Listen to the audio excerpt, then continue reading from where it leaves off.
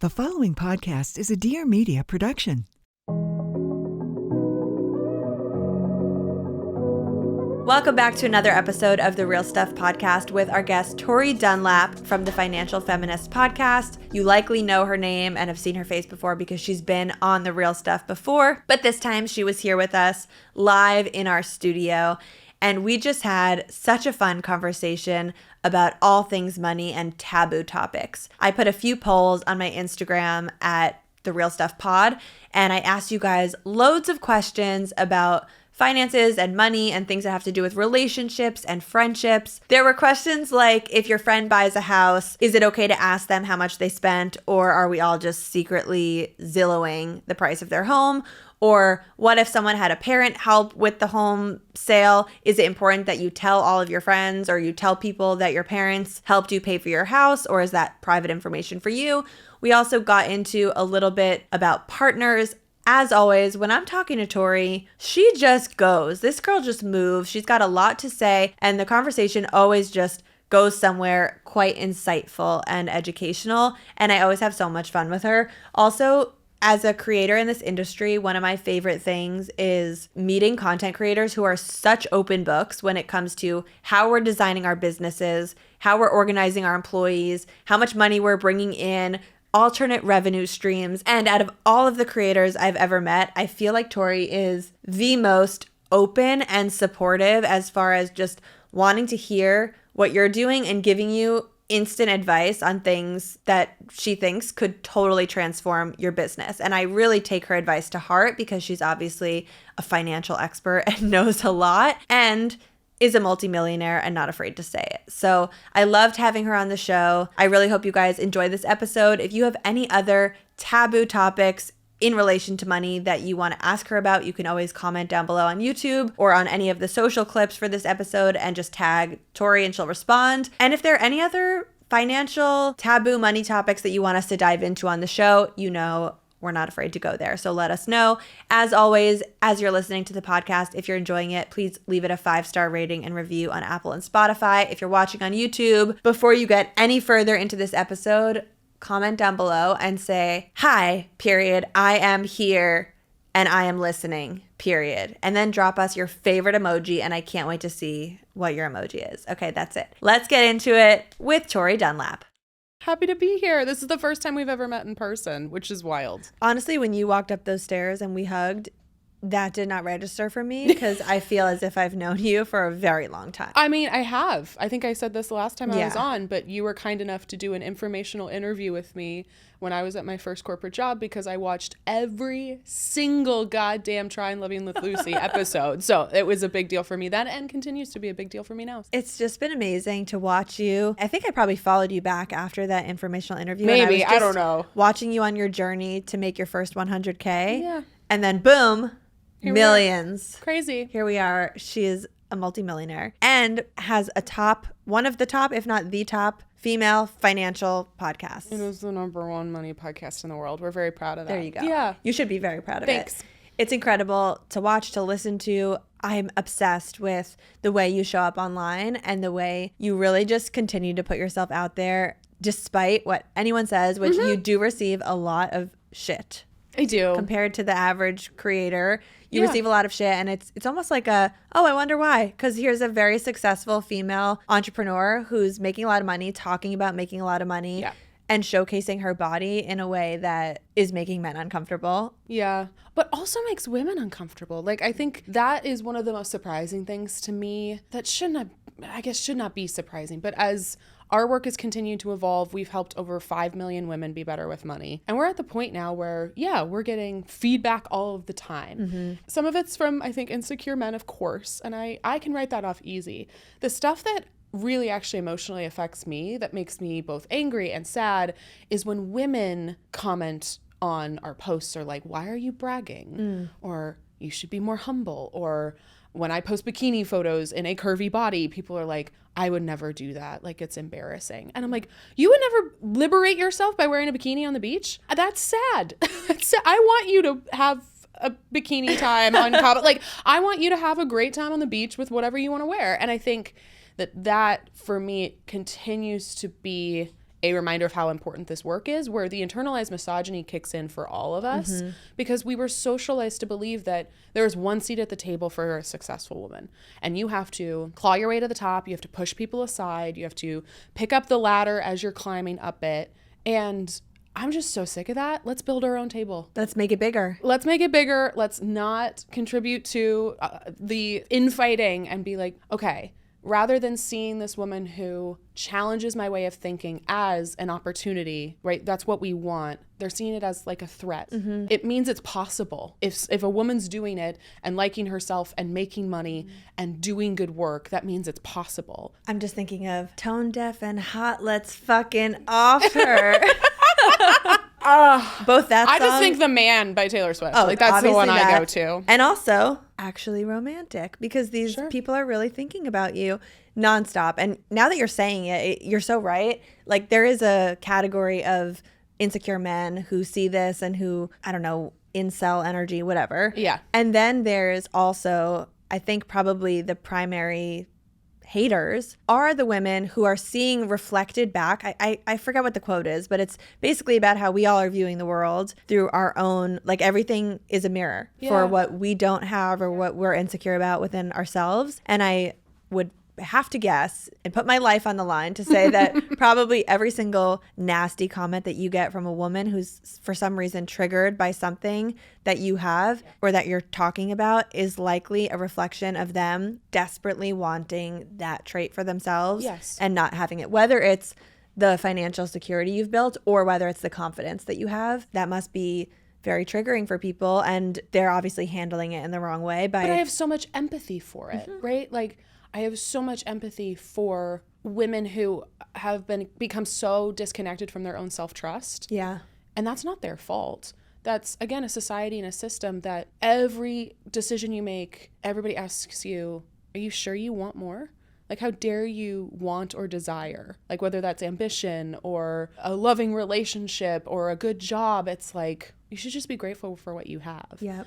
And it's so focused on keeping women controlled. And I say in my first book, like, an uncontrollable woman is the patriarchy's worst nightmare. And like, I love being an uncontrollable woman, but that can be an opportunity or it can be a challenge in a negative way. Yep. And we all have internalized misogyny. I get challenged by women all the time online that I follow too. I have a moment where I'm like, she shouldn't be showing that much cleavage. And I have to stop myself and go, why not? Right. Why not? She's not asking for it. That's just her body. Yeah. That's the way boobs work. Like, and like, I have that experience all the time. And I'm like a good feminist, in quote. Like, we all have that experience. The goal is to be mindful of it. And rather than just blow it off or just be like, ew, gross, just sit with it. Like, why do I feel this way? Right. Without judgment. Just like, why do I feel this way about this person?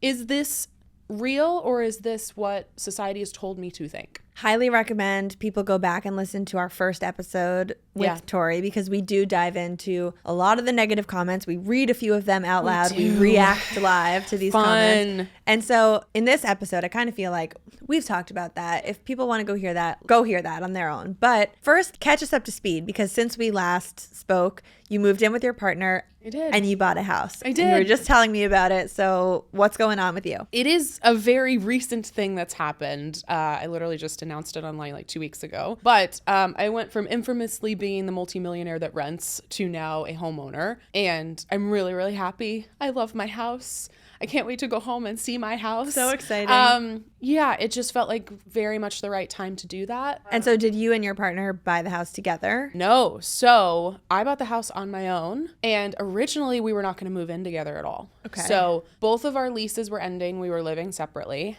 And we had the perfect setup. We lived an 8-minute walk from each other, like a 2-minute drive. So it was kind of perfect. It was like, I can walk to coffee and pick you up on the way and then walk back to my house. Like, it was great.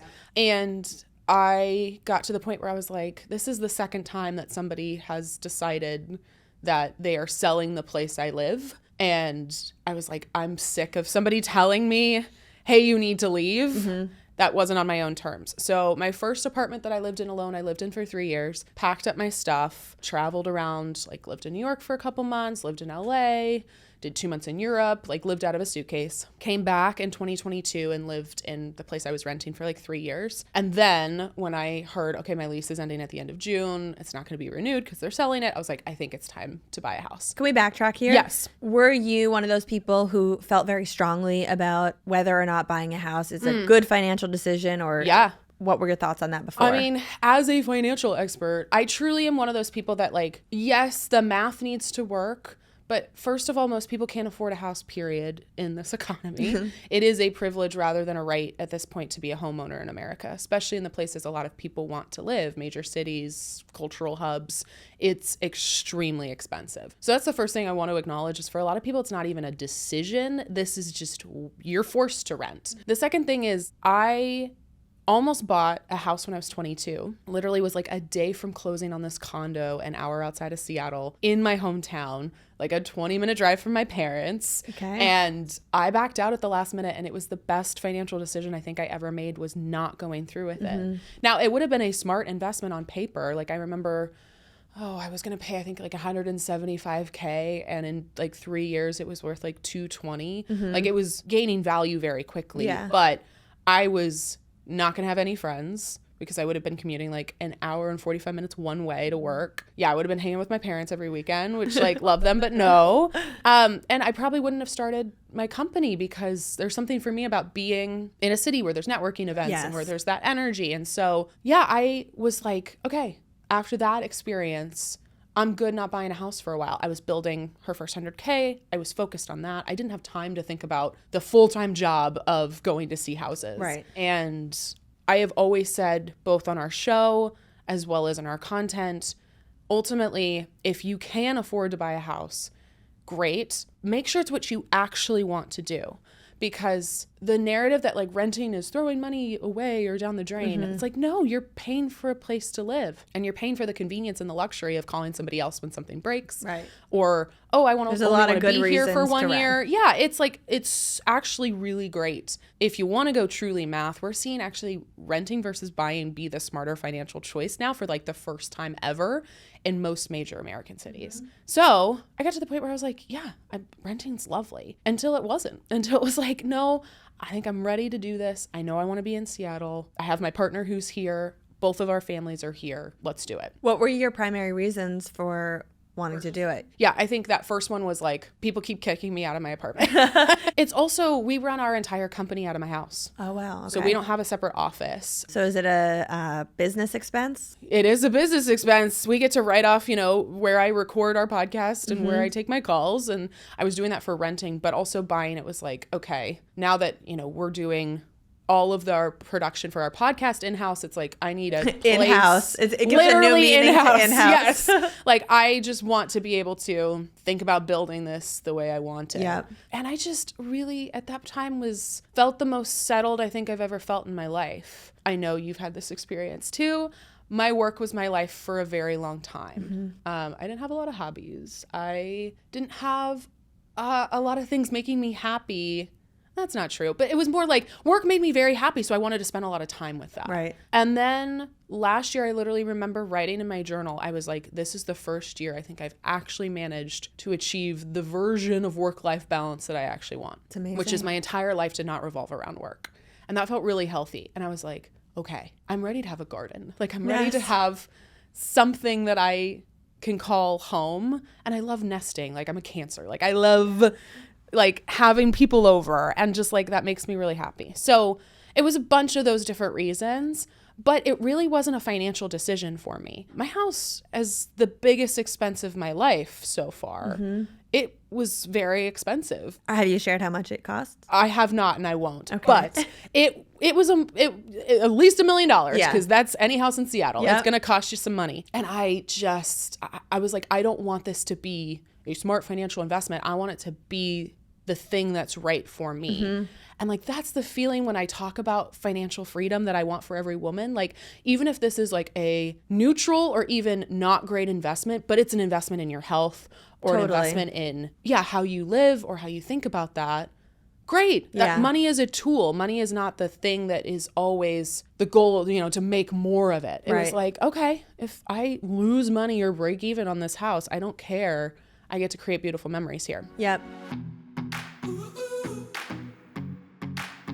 This is one of my all-time favorite baby brands, and if you follow me on social media, you likely already know this because I post about them all the time, and the best thing about them is the sound that they make. The Magnetic Me baby pajamas and clothes. If you saw my recent reel about getting my kids dressed for the colder weather, you know what I'm talking about. Thanks to this brand, it's never been easier to put coats on kids. The magnets make this perfect little clickety-click sound when they close, and it saves us so much time during our morning rush. No more snaps, no more zippers, no battles over who's putting on what jacket, who needs to zip it. It's just quick, easy. Kids can close the jackets themselves, and they just snap shut with magnetic closures. And then, of course, the best part is when you get home, they can just open it themselves. These clothes are made with the softest, earth-friendly, stretchy fabrics. The Sherpa jackets are the softest things I've ever felt, and they're warm, warm winter jackets. So both of my kids stay comfy and warm. They can move and play all day. Also on the pajamas,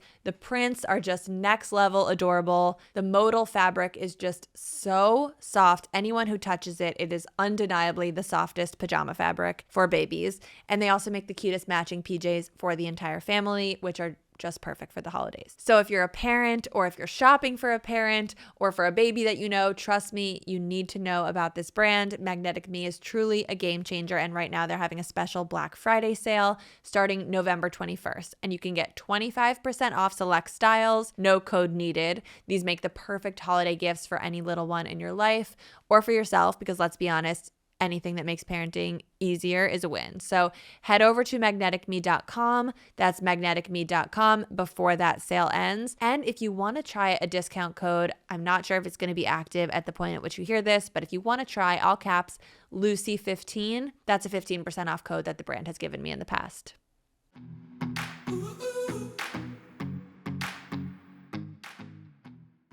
So back to your original question, found this house, walked through and was like, this is it. This is my house.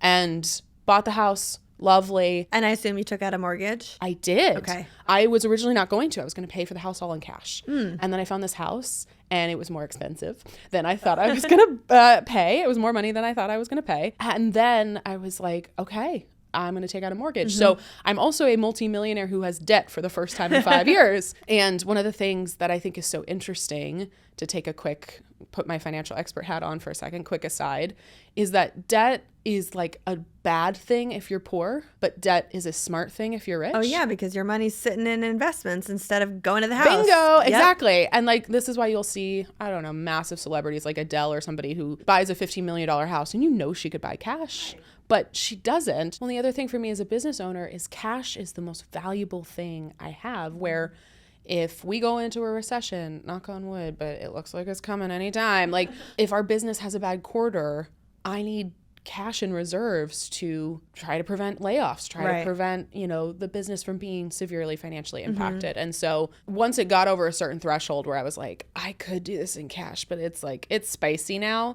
I was like, no, we're going to do 60% down, which is what I ended up doing. Yep. And then we're going to have the rest in a mortgage. So I moved in. My partner's lease also ended, and he was staying with me because he was getting back from a work trip and was like, I don't have enough time to look for an apartment. I'm like, yeah, come stay with me. And it was going well. How long was he there for? He was going to be there for a month, but about 2 weeks in, I was kind of like, this is a house that's going to be very hard to manage on my own. Yeah. So like truly just logistically, I was like, it would be really nice to not just be by myself. And then the second thing, like, he was so great. He was like, pitching in and doing all of the tasks and the chores that I was always nervous I was going to have to like micromanage or mom him about. And I was the first one to bring it up. And we both had been like, I think you need to live on your own for another year. I don't think it makes sense. I kind of wanted to enjoy my house on my own. And then we started having conversations, but neither of us were 100% sure. Couples therapy is great. We go to couples therapy normally, but we had a session when we were like, okay, we're going to sit down for 2 hours and do pros and cons. Yeah. And it was very emotional because literally when he would feel sure, I wouldn't. And then I would feel sure, and then he wouldn't. And I think both of us were just like, okay, what if it goes poorly and it means we break up? And I think we made a pact where we're like, okay, if this doesn't go well, this doesn't mean we're breaking up. Right. It just means you're moving out. You're moving out and we're figuring out. But we've been living together, what is it, October? It's like 3 or 4 months. And it's going well. It's going really well. I'm so happy for you. It's really fun. And the stuff that nobody talks about, I drafted a contract. Like, we drafted a rental agreement. And so he's paying you rent. He's paying me rent.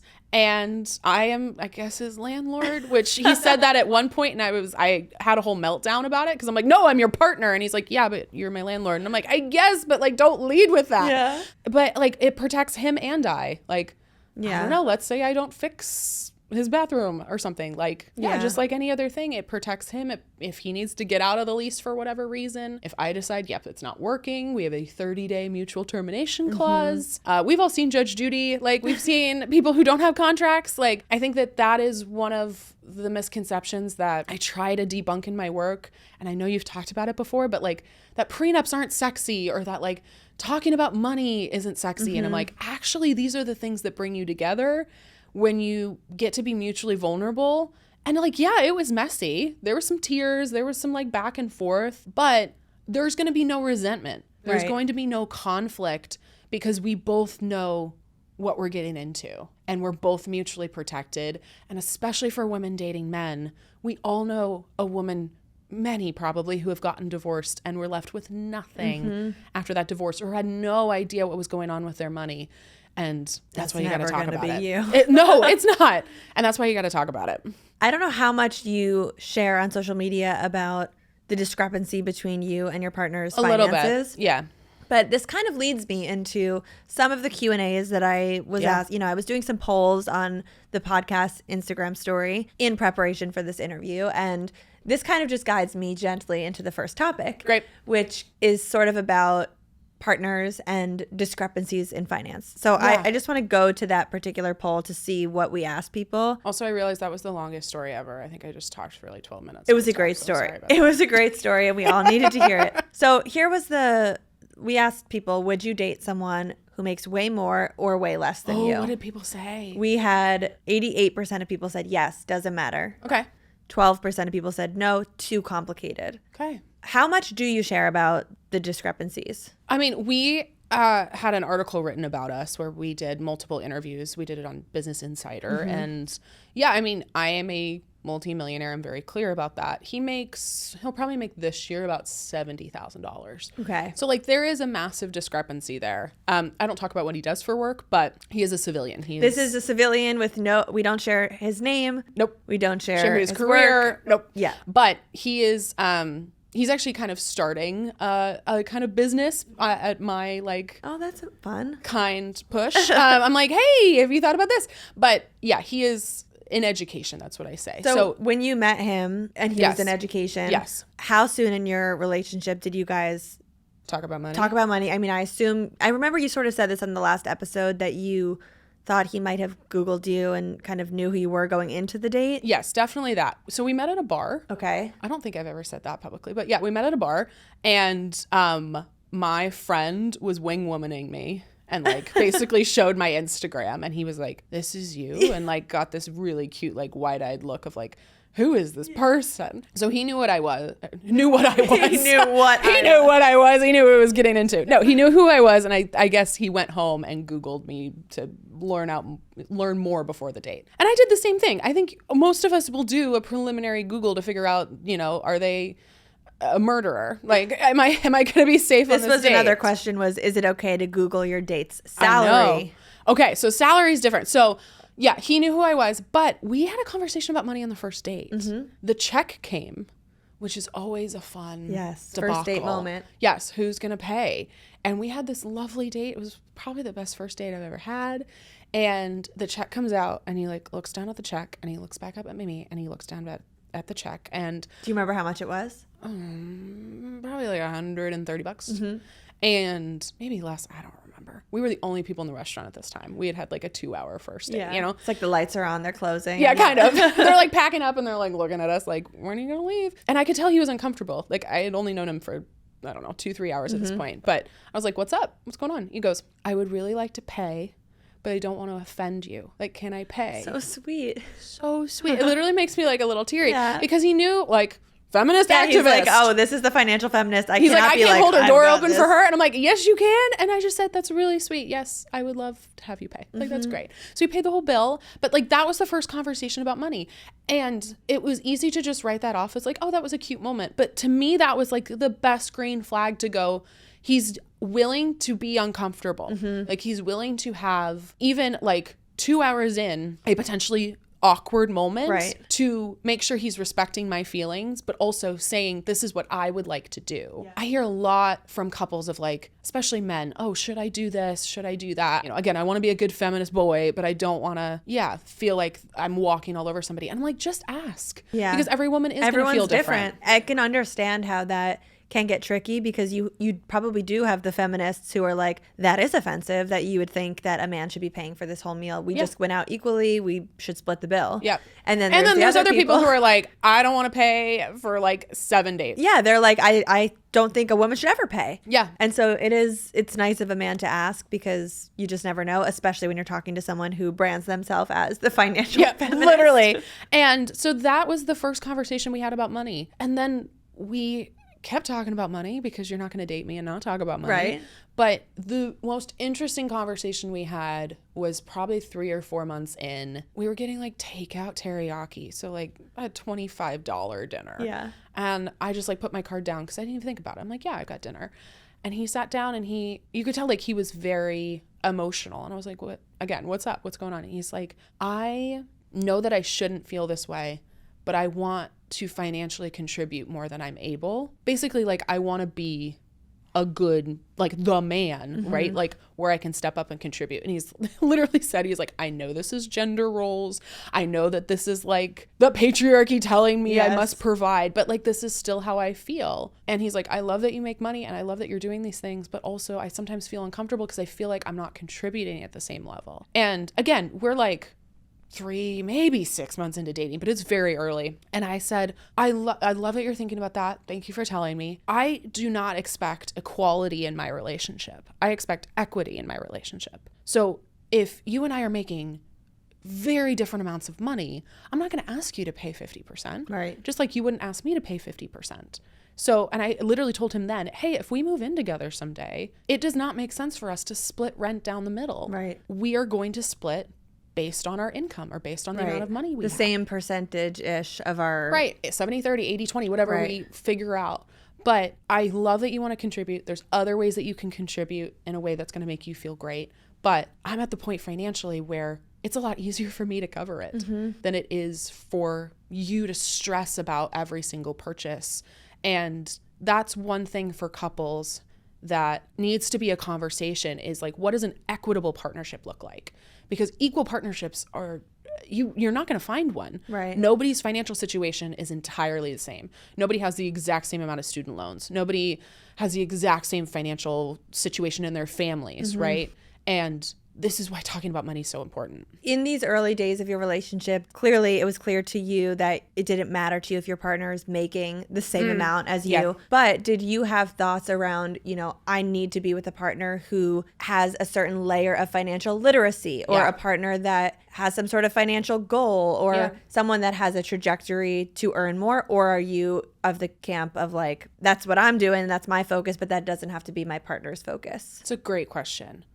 I'm clearly okay dating somebody who doesn't make as much money. However, if he would have shown like financial red flags to me during that time of like very mindless spending, credit card debt in a way that, went above his means, like that boy's maxing out his Roth IRA every year. Right. And I knew that very early. So I think that is really what you're looking for. It's not necessarily the amount of money that your partner's making, but more, are they transparent about money? Are they willing to talk about it? Do they have generally good financial habits, or are they bettering their financial habits if they're not great? Those are the things I was looking for.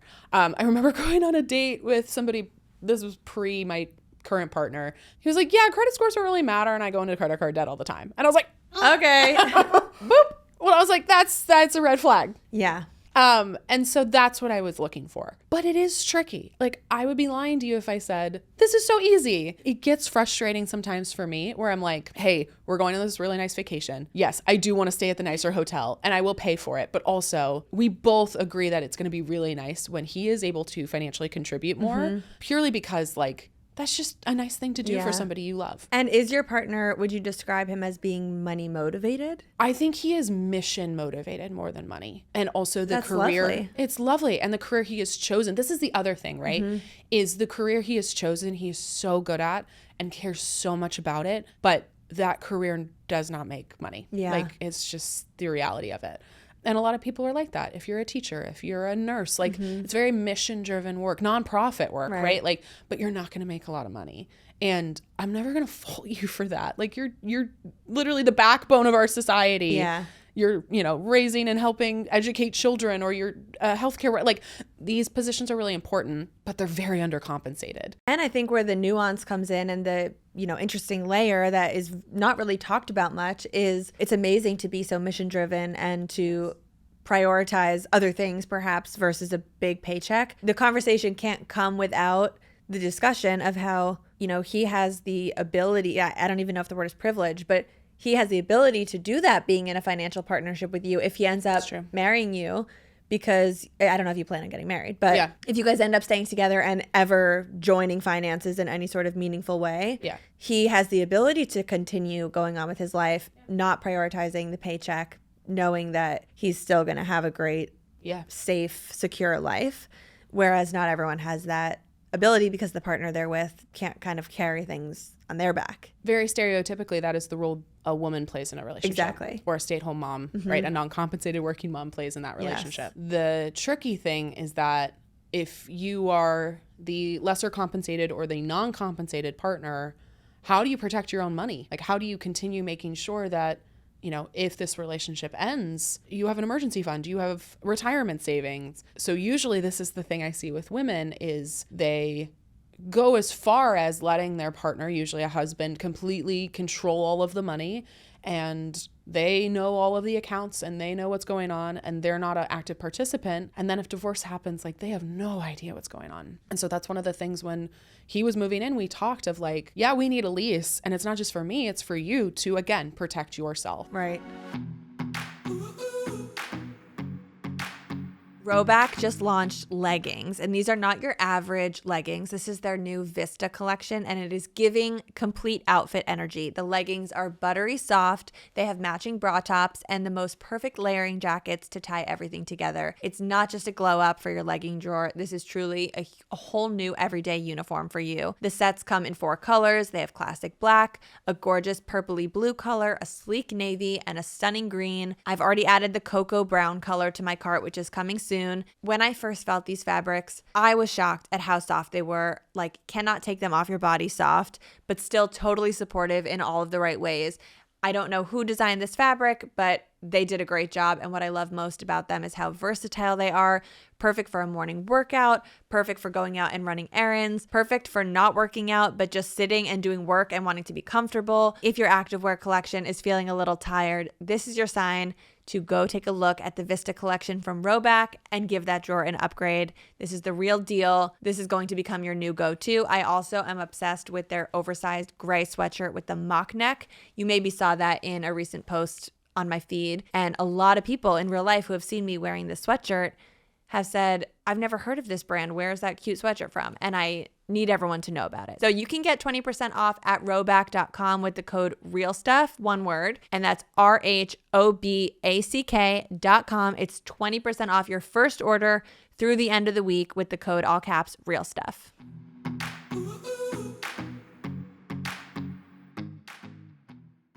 What was the second poll question you asked? Let me pull it up. It was, would you date a partner that made less than you, but also... Oh, is it okay to Google their salary? Oh, Google a salary. And I wanted to talk about it because it's spicy. I can give you the responses. Yeah. We had about 52% said yes, 38% said maybe once it's serious. Okay. And only 10% said never. I love that maybe once it's serious is a common answer, because I'm like... I was talking about salary, I think, even before we were like officially together dating. But also that's But you also work in money. Yes, of course. But I think that's good to be transparent to a certain level. How accurate is their salary information going to be when you Google? That was honestly my first thing. I mean, it's even on Indeed, the salaries are not accurate. You Google me, the net worth websites are not accurate. Sometimes it's like $1 to $2 million. That is too low. And sometimes it's like 25 million. I do not have $25 million. Like maybe if I sold her first 100K, like that's the other thing is like, what is your net worth? Right. Truly? Is it what you're worth? Or is it what you're worth? Is it the money in the bank or is it your assets? And I would define it as a financial expert as your assets. Like, yeah, my business is probably worth, I don't even know how much, but like if I choose to sell it someday, what is that worth? Plus the house and the car and the 401k. But I think Googling your partner or your date's salary, again, you're not going to find very accurate information. And two, like, I think it is actually a good opportunity to ask them or start talking about money. It doesn't have to be, gun to their head, like, how much money do you make? You can start, again, with that guy I was talking about where he was like, oh yeah, I go into credit card debt all the time. They will drop little breadcrumbs for you. And then you can start to put that together to view what their financial picture is, or at least what they want you to believe their financial picture is. Also, God forbid you go to share your phone with them and to show them something and the latest search is Tori Dunlap salary. I mean, I had somebody Google me in front of me on a date. Oh no. Well, because I started talking, what do you do for work? And I started talking about it, and he's like, oh, let me look you up, and Googled me. And he's like, you're verified on Instagram? And I'm like, it's over. I'm like, it's over. It's over. It's over. You have beautiful eyes, but it's over. That is so funny. All right. I want to go back to the house for a second, but more in relation to friendships. And this was an area that we polled people about. Fun. I think that for some reason, for whatever reason, talking about money in the friendship context ends up being extremely taboo. I have best friends who we've never once mentioned a single thing about our income or how much salary someone's making or family's financial situation. I can just tell you why that unspoken. happens. I do want to hear about it. Yeah. But I guess the more targeted question that I wanted to dive into is it, here was the question I asked, should people share with a friend what they paid for their house if they bought a home? As opposed to the Zillow The options were we tell each other openly or we all secretly creep on Zillow. It was pretty 50-50, although a little bit more skewed towards people secretly creeping. Yeah. I feel like if a friend asks me how much my house cost, I'm happy to share, how much I bought my house for. And I do also understand, on the flip side, feeling a little uncomfortable being the one to pose that question. Yeah. Even though I think it should be normal to talk about and it is public information in many ways, something about it feels weird to say, oh, how much? Because you just don't know what type of person you're broaching. I mean, it is Michael Scott at David Wallace's dinner party where he's like, David, how much does this house cost? But is it a rude question? I mean, okay. So because I just asked you that. No, but we are on the real stuff. And I'll also tell you, like, yeah, I'll give you it's over $1 million, but it's more like I would tell you off mic. Totally. But me too. We'll do that after. Yeah, great. But as soon as you start talking, for me as a public person in real numbers, then it's like you can start to pinpoint my location. So the reason none of us want to talk about money generally, but especially for these bigger purchases, is very specific as women. First of all, men are conditioned to talk about money. They're conditioned to pursue money and want money, and they're applauded for the pursuit of wealth. Women are not allowed. We are not allowed to want money. We're not allowed to say we want to be rich because we must be selfless at all costs. And something about saying I want money means you're greedy or you're selfish or you're gauche or impolite, right? And we've also associated having money with being a bad person because we've all met or seen a shitty rich person. Right. And at the end of the day, money is a morally neutral thing. It becomes, moral, or the morality kicks in as soon as you decide what you're doing with it. Right. There are plenty of shitty rich people. There are plenty of very generous, kind rich people. And I think, the thesis of our work is like money means options. And especially for members of marginalized groups, like money is your way out of bad situations. It's your way into good ones. It's your way into safety and stability. Uniquely with women, so not only are we not allowed to talk about money, but also we feel guilt and shame whether we're doing poorly financially or well financially. Men don't feel that. So if we have debt, if we have, our student loans are piling up, if we're nervous about going on that bachelorette party because we can't afford it, and let's be clear, it's not a party anymore, it's like a full week. Yeah. It's like you feel really, really self-conscious about that. On the flip side, if you're doing well, men are allowed to own that, women are not. So then you feel shame. Yep. oh yeah, this designer dress, oh, but I'm going to wear it 12 times. Right. Or, oh, I got this thing on sale. Or, oh, I give a lot to charity. Like we hear that a lot with like wealthy women, right? You have to couch it and you have to say, oh, but I'm really generous. And I feel this as somebody who is very publicly a multimillionaire. I have to be like, oh, but I pay my team. I charge this so I can pay my team well. Yeah. And like all those things are true, but men don't feel the need to couch. Why we feel the need. Yeah. Yeah. So when it comes to like talking about houses, that's probably the biggest financial decision. It was my biggest financial decision I've ever made. Yep. And so it's a concrete price tag. And transparently, I got really nervous sharing the whole process with even my team because I'm like, I'm really excited about the house and I know they're really excited for me. I'm sure they would tell me if I asked them. They probably all went to Zillow and figured out how much I spent. Right. And that makes me really nervous. The other part you have to remember is that, okay, let's say a house costs $2 million. They didn't necessarily have $2 million to put down. Right. And so that's the flip side. It's like, this is an asset that you're putting 20% down or 40 or whatever that looks like. You might not have $2 million in the bank or 6 or 10 million or whatever crazy number. But I think with the house in particular, for me, it was the first physical manifestation of my wealth that I've ever had. And that was a little nerve-wracking. Yeah. Because I had not made a significant financial investment other than my business prior to that. It was all in investments. It was all in, my bank account or in reserves for the business. And so I was kind of freaked out by that. I have friends who have asked me because they know I'll tell them how much money I paid. And I was very open and honest with them. But I have definitely left friends' houses and done the Zillow check, but more because I'm curious. And I was on Zillow. I literally taking the train in today was like, how much does a house cost in this neighborhood? Because I just get I'm like, oh, what if I just upended my entire life and moved? And moved to the East Coast. Literally, that's how I feel all the time. So I think it's like uniquely very emotional, but because we're conditioned as women to downplay our financial success or to even apologize for it because we're worried that might impact our friendship. Right. If you're talking about the restaurants you're able to go to or the house you're able to buy or not buy, you're worried that somebody else is judging you. And to be honest, they might be, because we've been, again, conditioned to see people with wealth as gauche and people without wealth as not trying hard enough. Right. Both of those are losing games. Yep. And that takes me to sort of the next topic on the house picture, which when it comes to friends, I think part of the reason that people might feel icky about talking about it or asking the question of how much you paid. Someone wrote this in the question box. They literally wrote the question, how are people paying for houses? Like, how is this even happening? And it kind of leads to that. If you're not talking openly about money and you're not having the discussions, how are people supposed to get information about this kind of stuff? And men talk about money all the time, which is one of many reasons why they have more of it. Yes. Like, that's it. And like one of the questions I asked here was, should you tell people if your parents helped you buy a house? We had 62% of people said yes, transparency, and 38% said no, private. No, that's private info.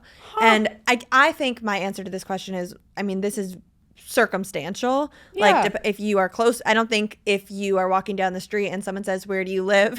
And you say down the block, and you would have to say, oh, but my parents bought the house. Actually, absolutely out of context and ridiculous. But if you're talking to a friend and they're asking, hey, how did you actually do this? Because I want to buy a house too, and I'm struggling, and your parents did help you buy a house. There's friends and a time and a place to share that information. With my house, Michael and I did not have any parents helping us buy, we bought it with the money we've been working for a decade. Yeah. Actually, my parents are particularly removed from my finances in that this was another question, do people openly need to share their salaries and income with their family? Yeah. My parents are kind of particularly out of the loop with my income. Sure. I'll give them like little tidbits of fun projects I'm doing, but I'm not sitting down at the end of the year and walking them through how my business is doing. Here's the spreadsheet. Here's the spreadsheet if you want to see it. I don't feel that private about it so much as it doesn't come up. I like to have the boundary of making my own work decisions. And so I talk to Michael about that stuff and not them. Yeah. But there were a couple of times when I was having conversations with people about buying a house, and they didn't ask the question of, did your parents help or were they involved in any way? But it's where my brain was going, is that almost like they don't believe that I bought this house by myself. Yes. Because I don't share with them how much money I make, how much money Michael makes, what our family finances are. I got the same question, by the way. And I assume that's what people think. And I do feel, for whatever reason, I feel the internal desire or need to caveat my house purchase with but I did it myself. Yes. And it's like, why? Why do we feel that? Yeah. Oh, we could have another hour conversation about why we feel this way. Again, So as people women, have asked you this, you're saying? Yes. People have asked me, you did this whole thing yourself? I'm like, I almost said his name. One of my partner's friends came over. They're work friends. They both do the same thing. And he was just walking through the house. And it's a nice house. And he was like, this is all yours? This is all yours? And I go, yeah. And then he would walk some more and he was like, did you bought this? I was like, yes, I bought What this. a And he just keeps walking around and he's like, you did this all yourself? And I was like, yes, I did. He's like, you don't rent? And I'm like, no. And I think because his field does not make a lot of money, I think that was just like, yeah. I truly feel like this bizarre pull between constantly feeling the need to acknowledge my privilege because I know so deeply how privileged I am and how privileged I've been in my life, and who's to say if I would be anywhere close to where I am without things that I was just luck of the draw given.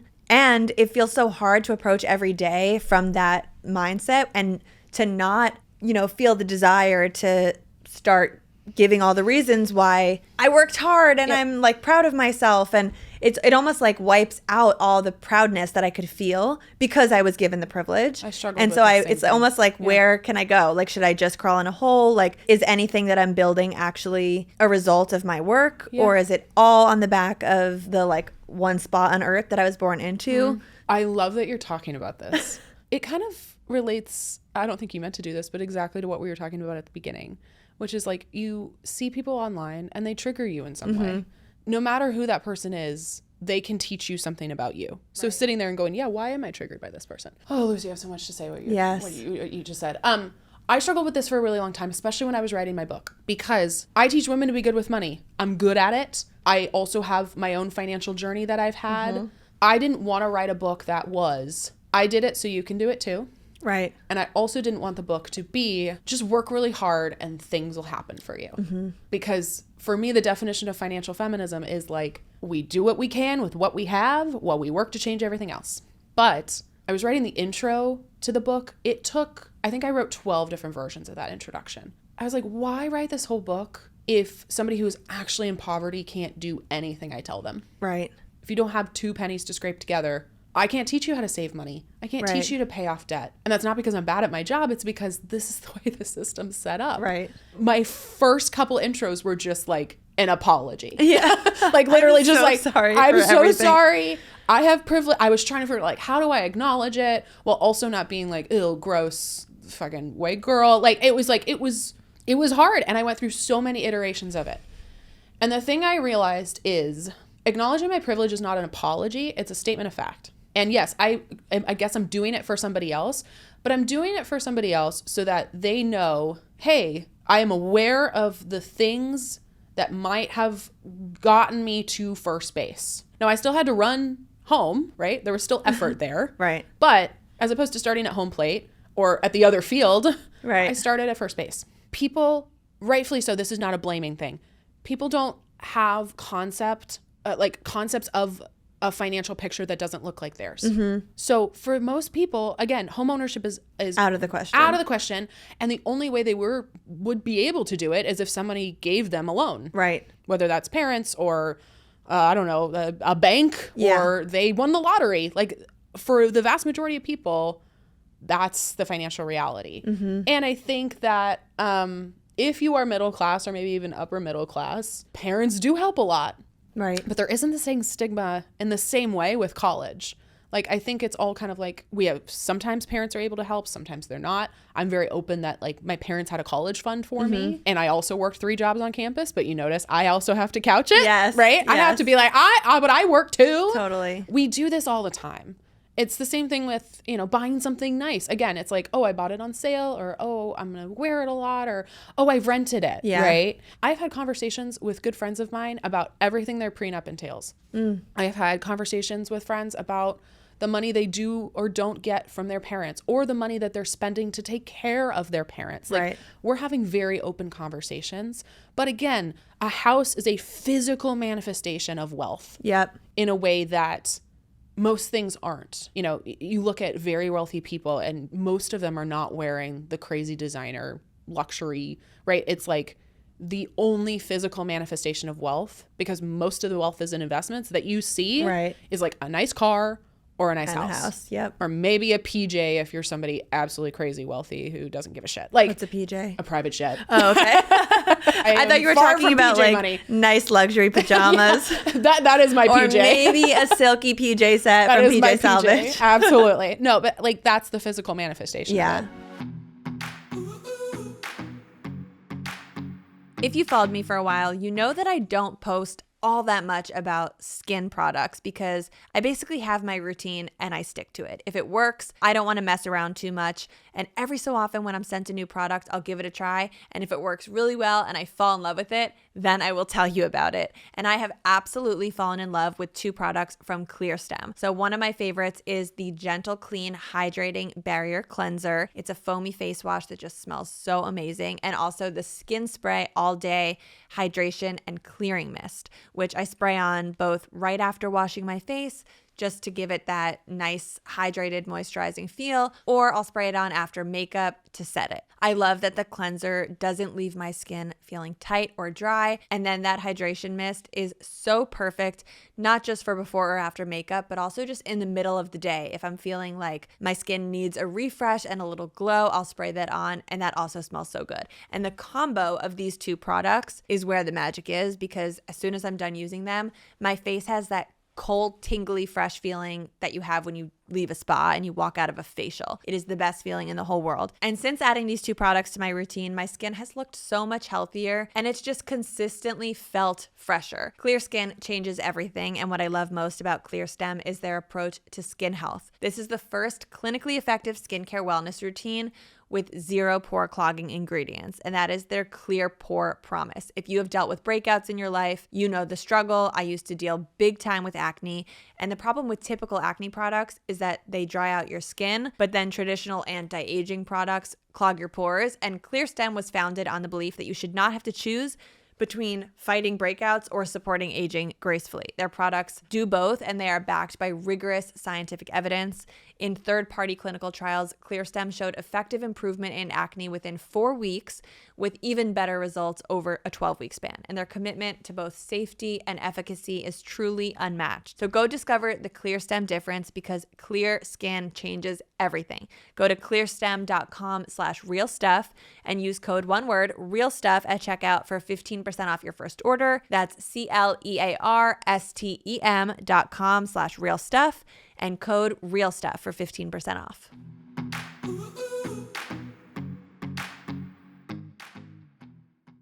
I want to go into some of these questions so that we can make sure to answer what some people want to know. You mentioned to me financial infidelity. Yeah. This was something that Spicy. I was like, what is the most taboo money topic? And you said financial infidelity, which my understanding of that was like spending behind your partner's back. Or having debt and not telling your partner. Which I've heard is a thing that comes out, you know, sometimes after marriage. Yes. Can you talk a little bit about the stories you've heard or what you know about financial infidelity and what's going on there? I mean, I will not out her by name, but one of my friends, when I first started doing this work, we were doing money coaching together, and I was doing at the time, like literally sit down at a coffee shop, let me look at your budget and everything. Mm-hmm. And she was like, I have $80,000 of credit card debt and my husband doesn't know. And I was like, oh my God. And this person's so kind and sweet and like transparent, but like felt so much shame because they're like, I spend money I don't have. I think I have a bit of a shopping addiction. It's my way of coping.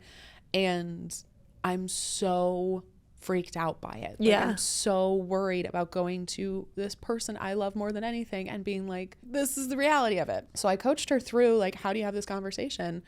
And she ended up talking to him, and he was so lovely about it and was like, okay, let's figure out how we can do this together. But what I told her was, you have to be honest with him, and you have to go to him and just be like, I'm really like, I'm shitting my pants telling you this. Like, I'm so nervous. Mm-hmm. I'm so nervous, like, you're going to leave me, or so nervous that we're going to get in this huge fight about it. And I know you're probably going to be angry, because I would be angry too, but like, this is what's going on. Mm-hmm. And I think their relationship is stronger for it, but it's so scary. Was that mostly a product of her having impulse purchases? Impulse purchases was definitely like, I don't want to out her, so I'm trying to figure out like, how do I say this? But like, her body fluctuated quite a lot. And so it was like, oh, I'll spend money on new clothes if I'm heavier, and I'll spend money on new clothes if I'm skinnier, and then like back and forth and back and forth.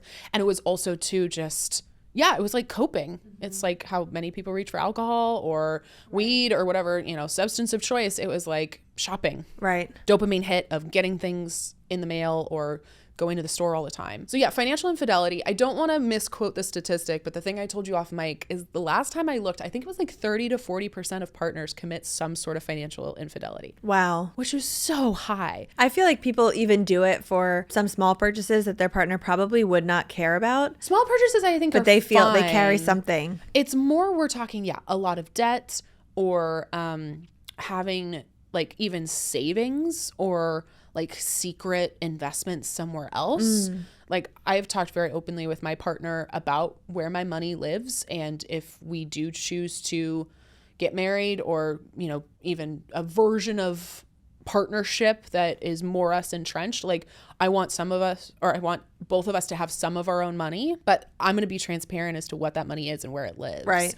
I think that's the other thing is it's like, it's either I have a lot of debt and I'm ashamed of it and I don't want to tell my partner, especially if it's active debt, like it keeps accumulating, or it's I make more money than I actually am telling you I do, or I make less money than I'm actually telling you I do. The stat I found for my book that was just so frustrating. So in heteronormative relationships, men and women, census data tells us that men who make less than their female partners will lie and say they make more, and women in those same relationships who make more will lie and say they make less. Wow. Because of gender roles and because of right. know, the inequity in income, especially with women making more money. So that on both sides is a version of like financial infidelity in a way of like, it's not transparent. I'm not saying like, how dare you cheat on your partner in this way? It's again, very human nature to be like, I'm apologizing for making as much money as I am, and I feel shame about that. Absolutely. I feel shame that I'm in debt or not making more money. But how are you going to have a healthy relationship if you can't be honest with your partner about money? Just like you can't be honest with them about what you want in bed, or like, do you want kids or not? Like, you have to talk about money just like you talk about all the rest of these things. Right. Okay, here's another question. How to find a good financial advisor? Don't. Okay, why? You're saying do it yourself. I am saying get my programs and I'll teach you how to invest. Plug, yes, but here's the deal with financial advisors. If you are going to work with one, you got to make sure they're doing two things for you. They're charging you an hourly rate, not a percentage, right. not a retainer. Work with somebody that's going to charge you by the hour. And second, actually there's three. Second, make sure they're not taking a like percentage of your portfolio or putting you in things that like charge an additional fee. So if you're at Edward Jones, and yes, I will call them out by name, run. They're charging you so much in fees to do nothing for you. But the third thing, make sure they're what's called a fiduciary. You can ask them, are you a fiduciary? This means that they're legally obligated to act in your own best interest. And you'd think, shouldn't everybody have that? They're managing my money. They're like protecting my retirement. Nope. There's plenty of people who are not fiduciaries, and so will often recommend things to you where they make a very high commission, but are not really the best investments for you. Okay. So hourly, make sure they're not taking an additional percentage, and make sure they're a fiduciary. Is there no argument to be made that a financial advisor who is more seasoned or, you know, works in a better type of role might absolutely be taking a percentage, and that you're getting like a worse financial advisor by going to the hourly people? So there was a study done over the last 10 years of investment gains. Only 25% of financial advisors outperformed individual investors making diversified investment choices. So what does that mean? Only 25% of people, so a quarter of the people we pay to be good at their job, were actually good at their job. If I had to have open heart surgery and they had a 25% success rate, Fuck that. I am going to a different open heart surgery. Or I guess I'm operating on myself. Yeah. Like, no. And that's the reality, is they have done the propaganda machine for traditional like financial institutions is very good at convincing you that they can outperform the market and that they know what they're doing. And, oh, you're too stupid to understand. They don't say that, but like that's kind of implied. This is really complicated. I've got it. Yeah. And the reality is it's not that complicated. I teach literally tens of thousands of people every year to invest. And also, this billion-dollar industry has been built on making you feel like you're too stupid to understand. And that is not an accident. That is literally how they make money. But only 25% of them outperform you or I investing in the stock market, or the listeners investing in the stock market. Like, that's a really bad percentage. I'm going to pay this person thousands of dollars, potentially more every single year, for them to be not even good at their job 3/4 of the time. Like, no, it's a bad investment, pun intended. So is your goal to try to show people how to manage their own investments? Yes, and you can do it. It's really not that complicated. And I mean, I can give you very quick step-by-step. So we have a whole program for this. It's called Stock Market School. We have taught over 15,000 women how to invest, but we also have the investing technology. Like, we built an investing app because frankly, all of the other ones were so confusing, even for me. Is this like a competitor of Betterment? Kind of, but instead of Betterment is what's called a robo-advisor. So you give Betterment $1,000 and you answer some questions and they go invest for you, which is great because they get you started. Right. But you don't know actually how to answer these questions to get them to do what they're going to do for you. You have no idea why they're choosing the things that they're choosing. So they're fishing for you rather than teaching you to fish. So this is literally, I'm sitting down with people. We're doing it live on a workshop. I teach them how to invest. They make their first investment within 40 minutes. And I just rang the opening bell at the NASDAQ Stock Exchange this year. I heard about this. Congrats. Thank you. Because we've helped Stock Market School members invest over $100 million towards their retirement. Wow. And I'm really proud of that because 80% of members incredible. Have never invested before. So my goal, if you want to do it yourself and don't want to work with our program, totally great. You're going to open an investment account, whether that is what's called a Roth IRA, that's like a retirement account investment. Google it to make sure you qualify. You're going to open this at any financial institution. The second thing you're going to do, if I was you, I would pick like a diversified index fund. An index fund is a group of stocks. So rather than just trying to like choose the hot thing right now, like, I don't know, Tesla and then weird stuff with Elon Musk, like NVIDIA, like picking an index fund has hundreds, if not thousands of different companies. So it helps mitigate your risk. So that's what I would do is I would open up my Roth IRA. I would choose something like VTI, which is a total stock market index fund. And then I would just keep plugging my money, buying more VTI. Right. Like, that's what I would do until you have to figure out, like, as you age, what that diversification looks like. The issue is, though, I just said that very simply. You log into your Fidelity, Vanguard, Charles Schwab, Robinhood account, and you're like, they do not make this simple. That's by design. So that you call them and work with one of their wealth managers and that they take even more money from you. Even, again, I'm a financial expert. I logged into Fidelity the other day and I was like, this is the most confusing platform I've ever seen. Like, there's so many graphs and charts. You're like, where can I just buy the thing? Like, how do I deposit money and then how do I buy the thing? They make it so confusing. Yeah. We've taken out all of that confusion. Are you saying that someone who right now has a pretty low income but is still able to have a little bit of extra money should be investing? It depends on where you're at in your financial life. If you don't have an emergency fund, that's your first priority. And if you have credit card debt, that's your second priority. Okay. Then we want to think about investing. Think of it. The reason behind those, and we talk about it so much in our book and podcast too, is that the emergency fund, you need money in the bank should something happen. You also, your mental health's better. Like, yeah, your head hits the pillow. You know, if shit goes down tomorrow, you're going to be fine. Yep. And especially if you're a member of a marginalized group, like, I need you to have a fuck off fund. Like, enough money to say, oh, I'm getting sexually harassed at work. I'm going to leave. Or I'm in a bad, unsafe apartment. I can get out. And then the credit card debt thing, credit card debt's so high. We're talking like on average 22, 23% interest. That's really, really high. The average amount you can make investing is 7 to 10% interest. So if you're asking, should I pay off this debt first or should I invest first? You're looking at, is it more expensive to be in debt than I could be making on the stock market? And with credit card debt, which it is. It is. Yes. Versus like a mortgage or a student loan that's like 4.5% or 7%, right? That's kind of right on the cusp. Then we're investing first. Right. Okay. Such valuable information. Yay.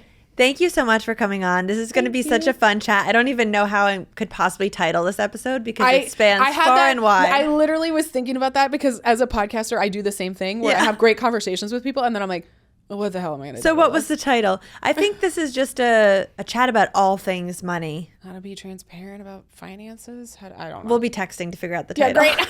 I'm sorry. I don't know. I have no idea. Thank you so much for coming back. Thank you for coming to my neighborhood. It was so great to see you in person. Hopefully we'll have you back for a third time, third run. Three-peat? Great. Thank you. Bye. Bye. Thank you so much for tuning in to the Real Stuff podcast. If you're liking the show, please head over to Apple or Spotify and leave us a written review. If you're watching on YouTube, drop a comment down below and join in the conversation. And if you're feeling called to be a guest on the show, visit luciefink.com/apply and tell us your story. Thank you so much, as always, for sharing your time and attention with us, and we will see you next time on the Real Stuff Podcast. Please note that this episode may contain paid endorsements and advertisements for products and services. Individuals on the show may have a direct or indirect financial interest in products or services referred to in this episode.